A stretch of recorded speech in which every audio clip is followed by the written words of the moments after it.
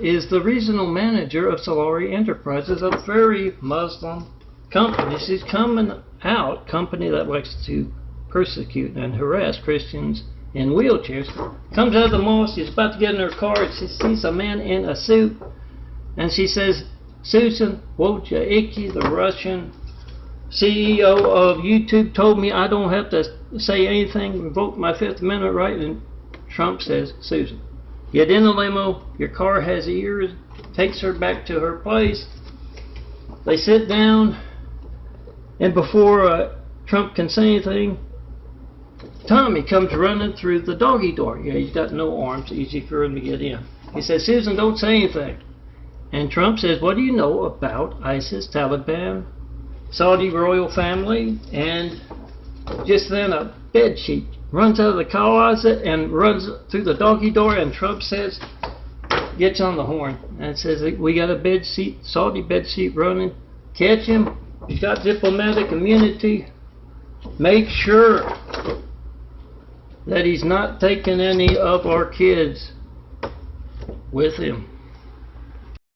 Al has a bar by the airport, and he's noticed a lot of pilots in there, but they're always in there. And he says,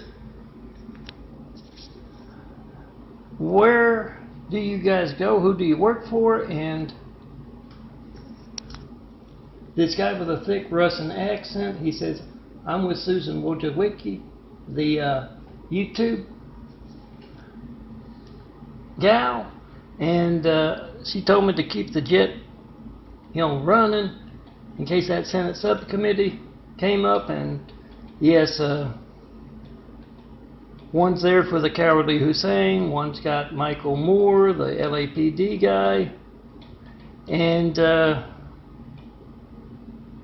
yes, of course, Randall Stevenson's in town, and one's for, with the Chinese accent, Wu. He's going to leave Tommy behind, and all those folks are not going back to where they're from. Yeah, they're going to Saudi Arabia.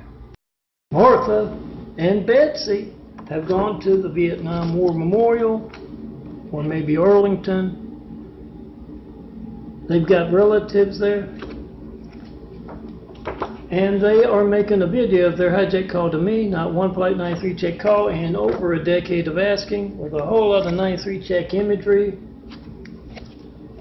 and videos, and not one Flight 93 check call. And they're making the video as they hold up some of my imagery, printed out, 8x10s perhaps, or Word docs. And out of nowhere comes Tommy, the no-armed Chinese fella, angry as anything. He's incensed by that imagery, and he grabs that from their hands, and he looks around as he tears it from him. Everybody's making a phone video of him doing that, and he says, "You better not post that to YouTube," to all those folks there documenting America's hijacked lifelines. You should too. Tommy, the no-armed Chinese fella, has called his girlfriend Rhea from the office, manager of the streets, unseen business, and he tells her he has lost face with Wu, his boss.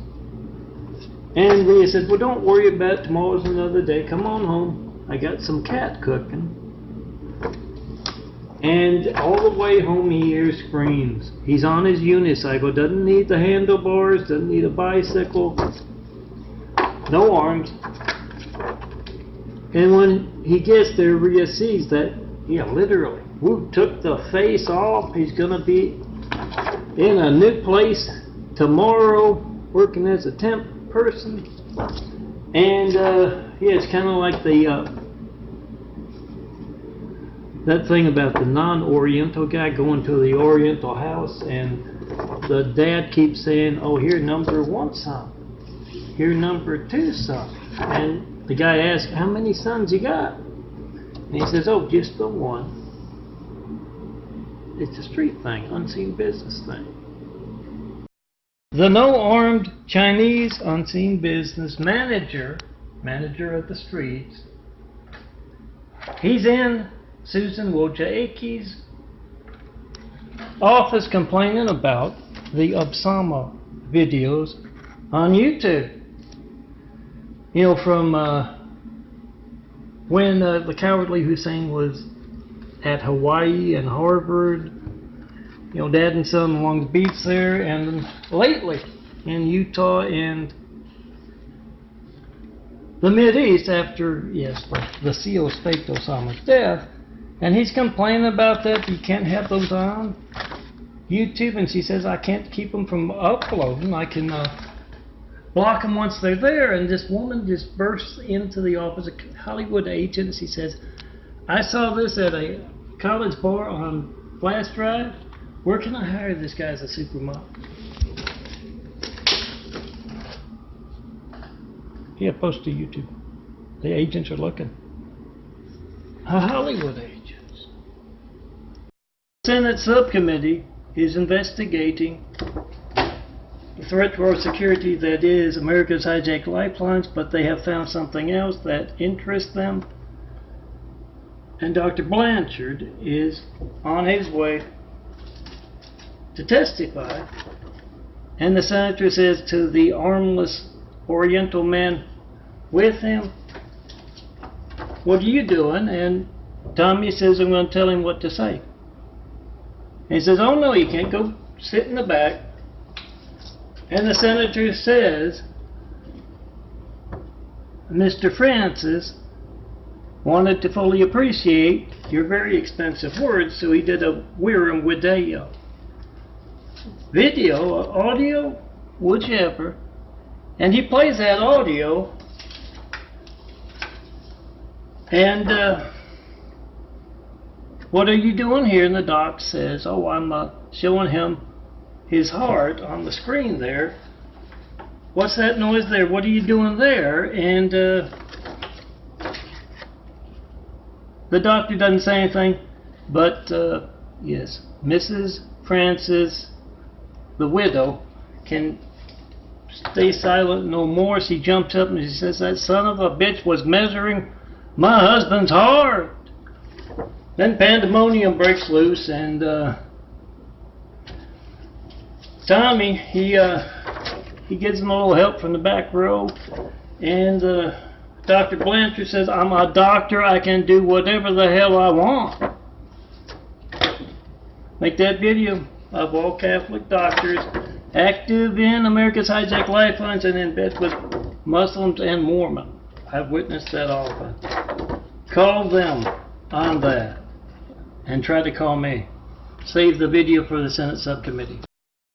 Tommy, the no-armed Chinese fella, has the job of accompanying a doctor to a press conference. And they're asking about Melton, John Melton Brady. Why doesn't he have adequate pain medicine? Why is your medical group committing fraud, treason? And Tommy whispers in his ear and he says, oh, Melton, Stone Cold Melton, something called Premier, has Chinese-itis. His livelihood is AT&T. So, I can't get him pain medicine. He don't have no money, Tommy whispers and giggles. Oh, Dr. Rapetti, Dr. Todd, Dr. Bartlett, whatever the hell the names are. Oh, Misa. Listen to my money talk.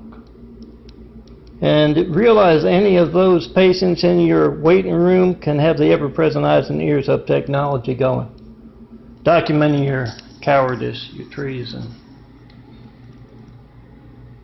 holding back medical progress as well. Rich and Tony are two mechanics, and Tony's phone has a notification, email, text, whatever it is. Oh, no, it's a call. And Mitch says, Tony, when did you start listening to show tunes? You know, the musical kind of stuff. Not sure which one they play, but Tony says, oh, it's my buddy letting me know that Daddy needs to get home. The Mormon cult perverts are casing my neighborhood when the only ones home are my daughter and the other kids after school. So he runs out that door, and sure enough, Tommy, the no-armed Chinese fellow, and the Mormon cult perverts Jim J and Charlie M are casing his neighborhood, and he gives them a piece of his mind. The governor of California is walking with a top cop, as well as one of the mayors, and a concerned citizen walks up and asks about me, Milton, asking for Flight 93 checks for over a decade. That's you checking your family's lifeline and knowing it works all the time because you can reach me, and you know I haven't gotten one Flight 93 check call in over a decade. And the concerned citizen asks about me, and he says, what do you know about this? What are you doing about this? And the top cop, he looks at that breast pocket of that concerned citizen with that phone with that camera on it. He doesn't know if it's on. He looks at that sidewalk camera from the store right next door. He doesn't know if it's on or what it's getting. He looks at that intersection camera, which is his, but he doesn't know if he's got all of them or where they all are. And he says, no, I don't know anything about that. And Tommy says, good boy. But Rhea, you can't do that. Yeah, Wu has showed up with some extra paperwork at Tommy, the no-armed Chinese fellow's home. And the door's wide open, so he walks in, and Rhea's telling Tommy, yes, I can. He's got it all. Milton, handsome bald guy. Has it all on Nice Gimp program. All of his September 2 Saints that he's just done. With or without the Saints websites, and he has all kinds of different backgrounds. 319 megabytes. It's on my OneDrive, see if you can download it. And yes, Tommy's going to be in trouble with Wu because Wu does not like Saints as much as some do, and he doesn't like the truth about America's hijacked lifeline. So Tommy's going to be in trouble. Rhea is driving Tommy, the no-armed Chinese fella, to the hospital, and she says, how did this happen? And Tommy says, huh? And she says louder, how did this happen? And he can't hear her. Yet Tommy was told by his boss Wood to stick that right arm in the wood chipper. He did that, and Lefty, the left arm, wisely jumped off, leaving Tommy with no arms but promotion. He's a manager of the streets of the unseen business. And Rhea gets him to the hospital, and the emergency room doc says, how did this happen? And Tommy says, huh? He says it a little louder, how did this happen? And Tommy says, huh? Yeah, Lefty is still sore about the chipping of Righty and having to jump off, so yeah.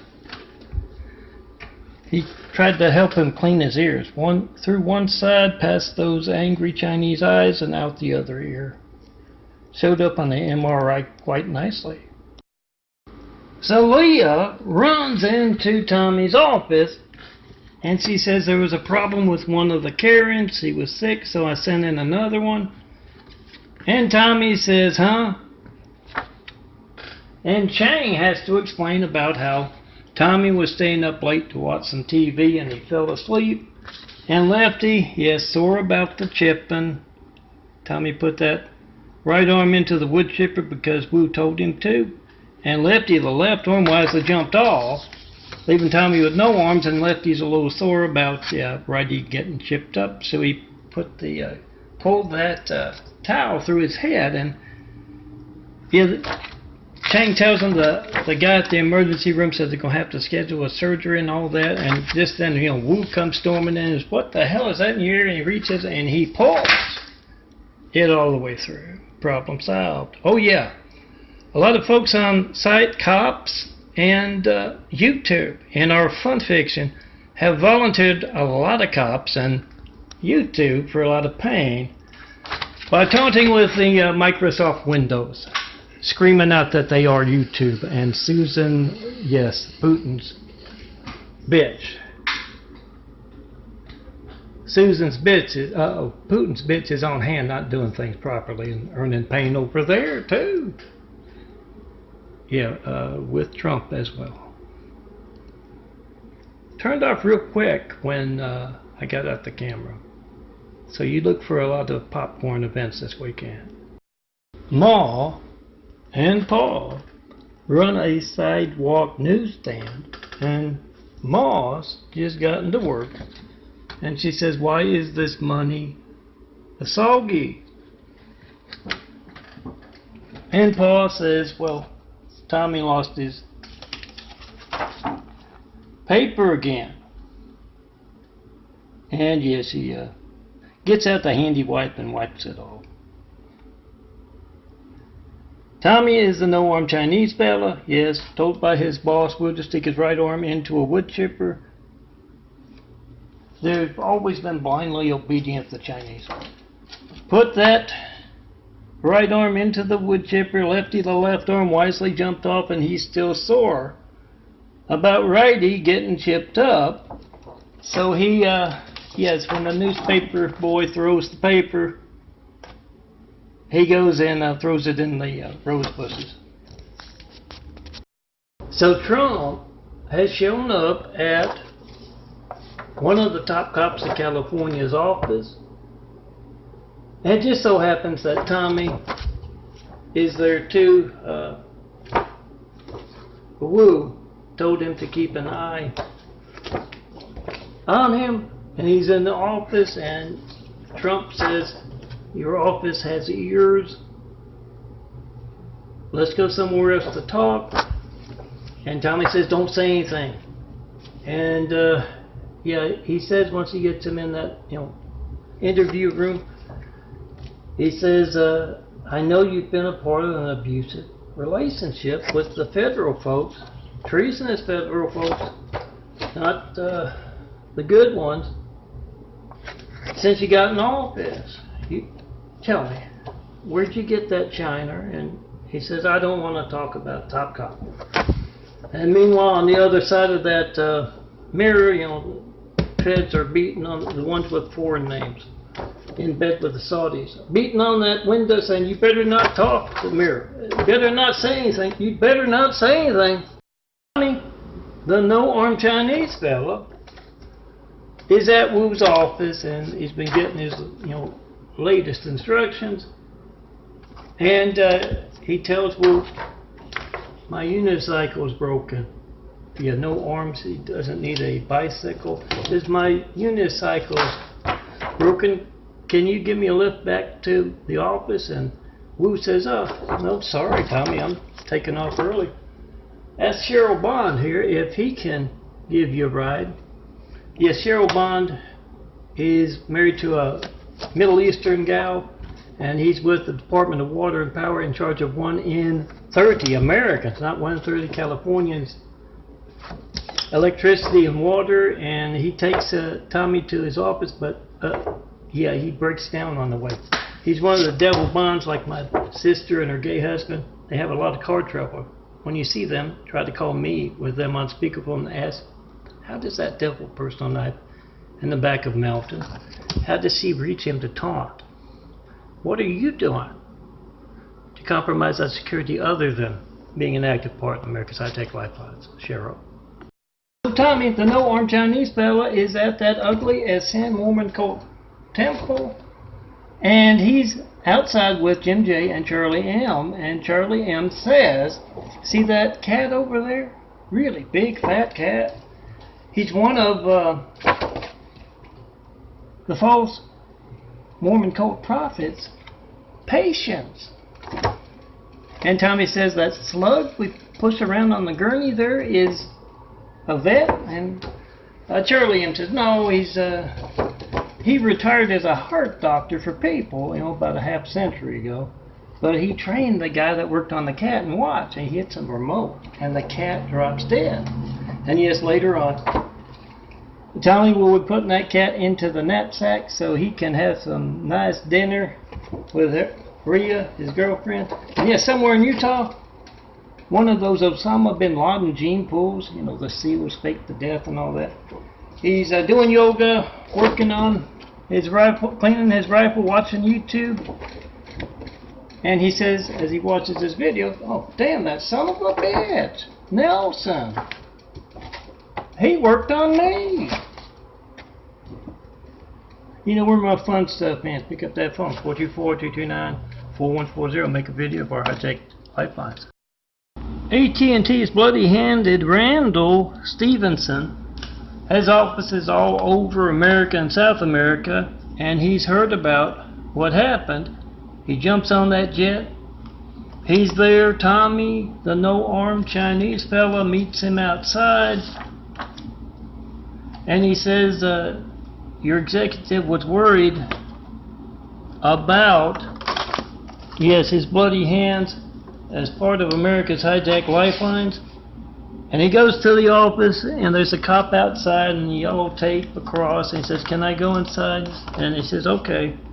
And he goes in, and he knows the cops are watching, but he just can't help himself. He likes to soak his hands in blood. So he puts his hand up against that wall where that executive tried to check out without paying the price. He's got a whole lot of pain jumping out of the frying pan into the fire. Tommy, the no-armed Chinese fella, is in Wu's office, and Wu is showing him video of me from the 70s. I'm Melvin, son of Carpenter Mary, and I'm in the backyard there with Dad. He got that folded up army shovel in hand, and yeah, you can't play in a yard full of water. And I had discovered that you dig a little trench to this particular spot, and the water would drain. Yeah, in the backyard there, not to the street where the ditches are. And we got there, and there was some bubbling coming up from that spot, and yeah, sure enough, the screams of the damned in hell, and then this, steam came up, and Dad says, oh, that's good, they can use water down there. Real hot, son.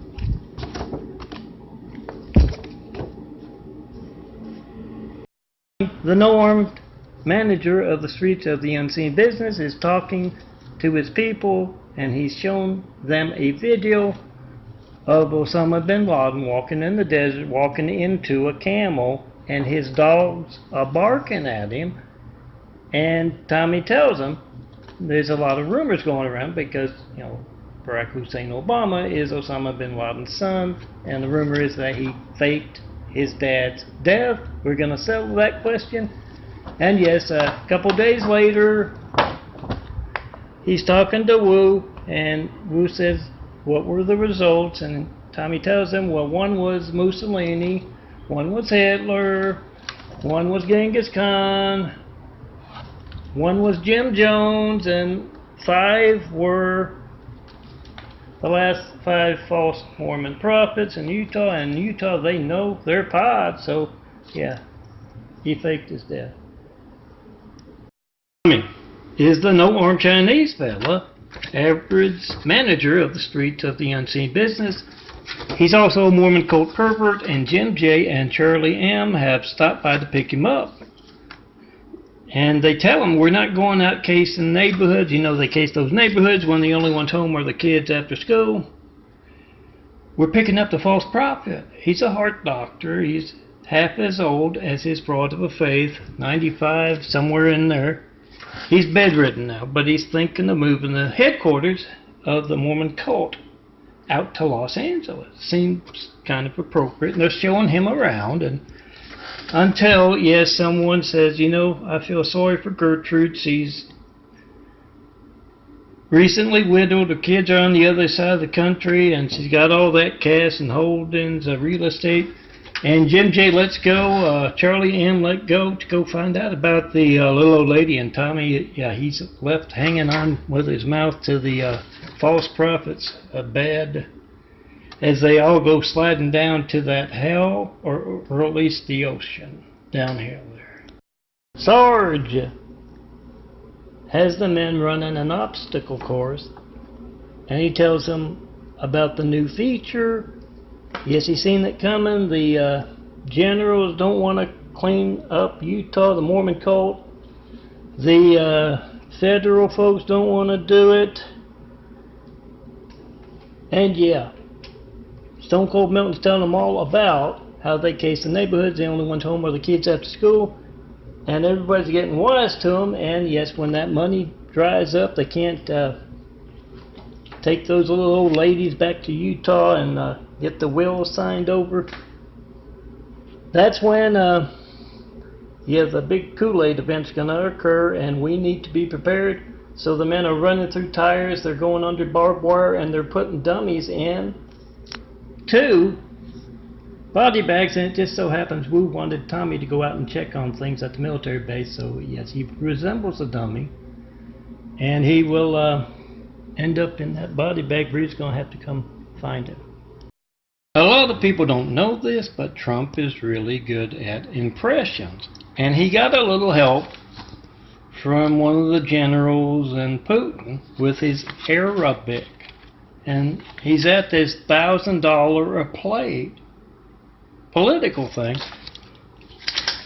And the cowardly Hussein is there too. He's been doing a lot of photo ops, not getting much sleep. And yeah, Trump calls her out in that just right voice. Hey son! In Arabic, of course. Why don't you call me anymore? And cowardly Hussein says angrily, Dad, get off my back. I had the SEALs fake your death. Isn't that enough? And yeah, Tommy the no-armed Chinese fellow is right by him, and he says, shh, no, it's Trump tricking you. At a college party. And Ralph and Toby are 2 of the college students there who have been having a little contest, see how many can do, how many of the images that like this, a 93 check image they can get, or another image of mine, in those evening news, in those morning shows, whatever. And it's a tie, but Toby tells them all about how this Chinese fellow was, cussing in Chinese, and he took his shirt off. Yes, a no-arm guy. Took his shirt off, ironed on a nice Tommy image on one side, and a nice 93 check image on the other. And yeah, he showed him on that, walking into that reporter doing a story. And yes, make that video, post and repost to YouTube. My imagery, my videos, your videos of your hijack calls to me. And yes, come see me in person. We'll travel. Show us the perfect place to build one of those 1,000 points of light. Tommy, the no-armed Chinese fella, got a tip on a vet that gives out leftover cat. And so he got there, walked into the waiting room, and he said to Wang, sitting there, is this where the vet hands out the cat? And Wang says, no. The Orientals love the cats, and the dogs know that as pets, as dinner. And Wang says, no, I'm here to pick up my dog. He's getting his shots. And Tommy sits down, and he starts a daydreaming about that cat for dinner. And yes, this woman across the way says, oh, I can't believe you do that. And Tommy says, well, it's a cultural thing. We love the cats and the dogs. And she says, no, picking your nose in public. He kicked off his loafers and, yes, was picking his nose with his toes. Another cultural thing of the Chinese. So Rio is at the Snake Pit. Yes, it's a bar, go figure, somewhere here in Los Angeles. She's talking to the bartender. She said to her husband, unbeknownst to Tommy, he's her husband. Stood her up. And yeah, it's about closing time, and bartender says, is that armless guy with an orange in his mouth with you? It's Tommy. He met Rhea on the dance floor at the Snake Pit. She was there with her boyfriend Adam, and he snaked his way in between her and Adam with that apple in his mouth. He couldn't find an apple. That's what took so long. He was all over looking for it. And yeah, they'll do the dance with the orange this time. Tommy is in an armless tuxedo. He's at a fancy political shindig, and he's doing the street thing. A cowardly Hussein has stumbled over to talk to someone right next to the group. Tommy's got his employees there, and the general. And the general says, you know, I know this guy feels real bad about being somebody's son. He grew up in Africa in his dad's shadow, and then he went to Hawaii and on to Harvard, and his dad did something really bad around the turn of the millennia, and he thinks it reflects on him. And I told him, no, it's your active participation in America's hijacked lifelines. That's what reflects on you. And cowardly Hussein runs out of the building. Yes, he's had a lot of nightmares lately.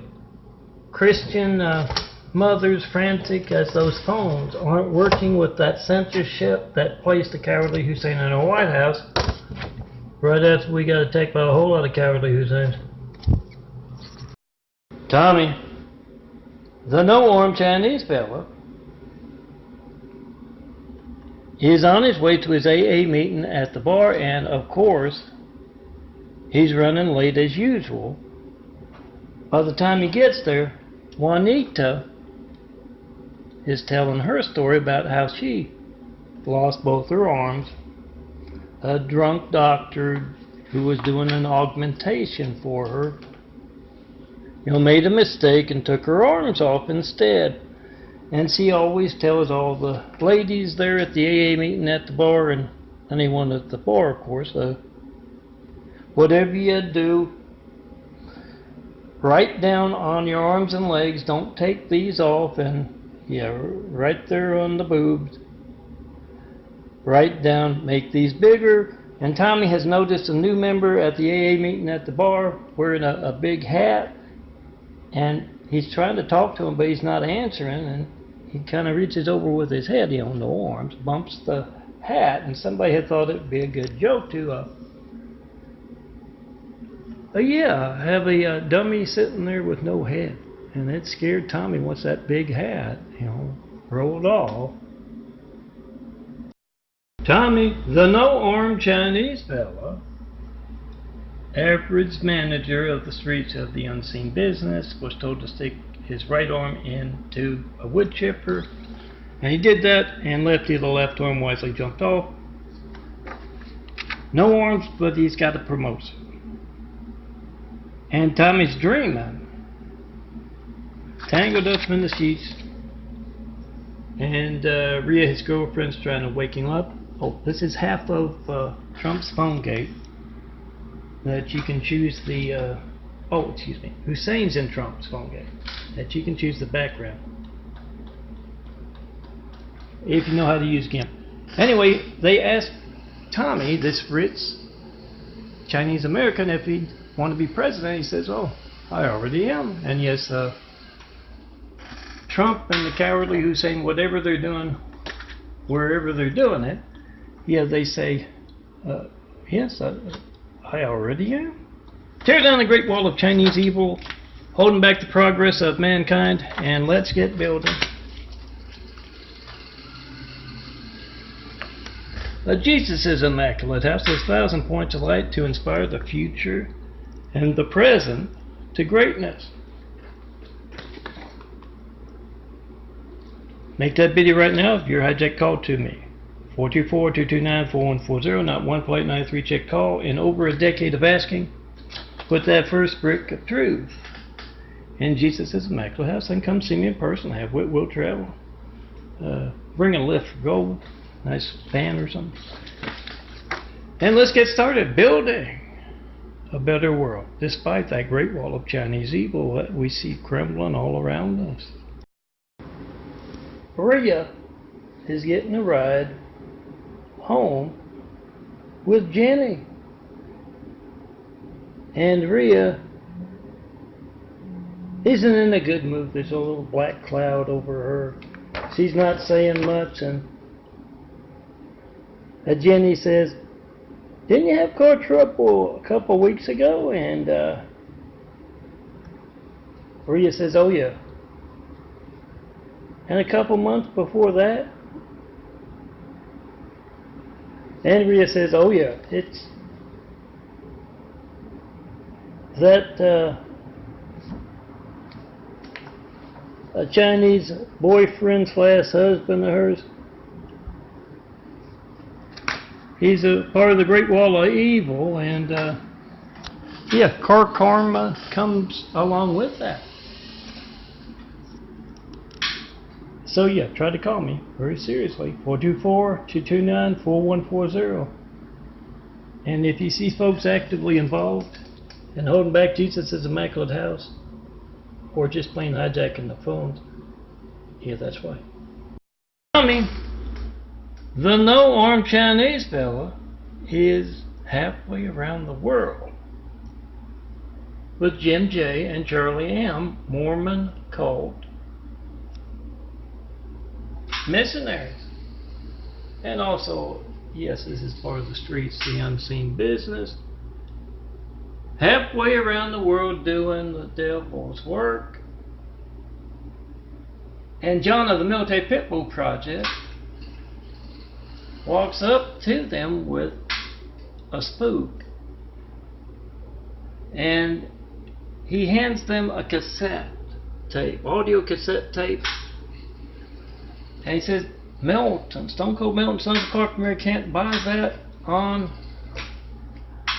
because of your hatred, your false prophet. Long after you're done pushing that pod around in that gurney, he's going to be making that music debut. Got the Fountain of Youth in it. Welcome."